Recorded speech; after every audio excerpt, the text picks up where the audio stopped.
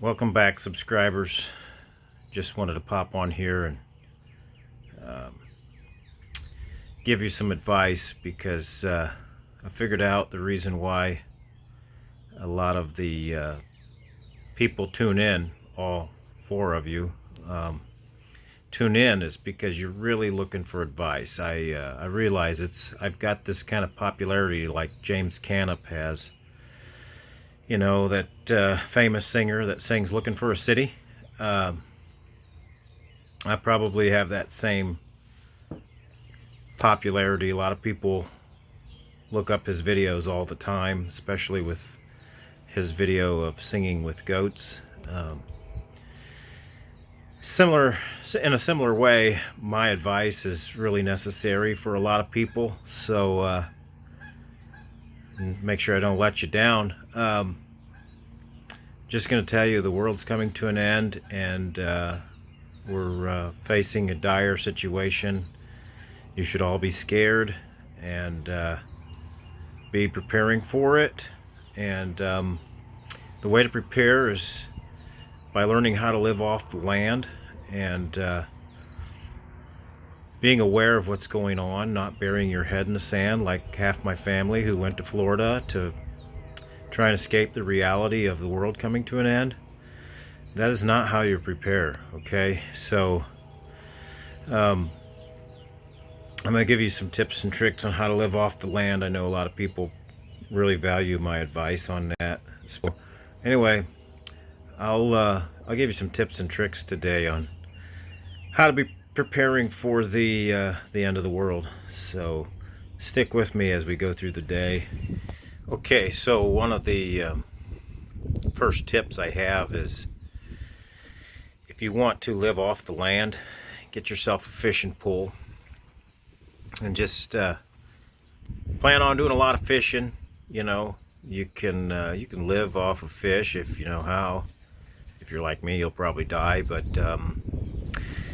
get yourself a fishing pole, start learning how to fish, find a body of water somewhere close to your house, and you can learn how to fish and keep your family supplied with food that way. Another tip is learn how to forage for food, you know, in the wild. Fortunately for me, I have a neighbor with a tiller.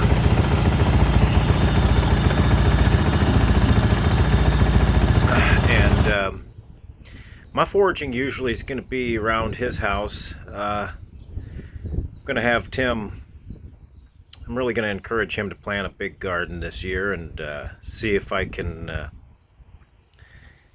you know, cheer him on, make him feel really good about all the plants coming up and tending to it, you know, see if I can get him all excited about it. And then in my evening walks, I just happen to swipe a few vegetables here and there. Okay, so we're gonna have to swipe a lot. We got a lot of kids. When you got 12 people to feed, it's kind of hard to sneak enough vegetables to keep everybody fed. So probably have to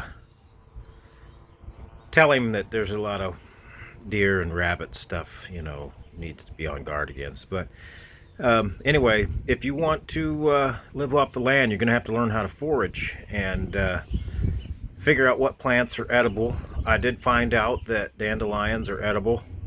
Taste terrible, but they're edible. And well, actually most things are edible, you know. They don't do anything for you. But so anyway, what you need to do is find a good neighbor with a tiller. Okay guys, I'm gonna give you one more tip, and that'll be it, because I know if the video is more than 3 minutes, I lose everyone.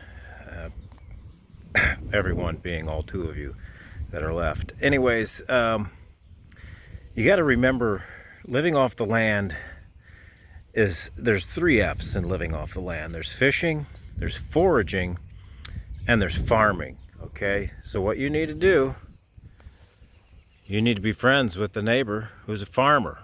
So make sure you're on your neighbor's good side, especially if that farmer can be, we'll just say, ornery, because you don't get along with every neighbor, but if you do get along with him, he's the best neighbor in the world. So make sure you're good friends with any of your surrounding farmers, and they'll take care of you. So, in preparing for the end of the world, figure out how to fish, figure out how to forage, and make friend with the farmer. So there you go. That's it for today's video.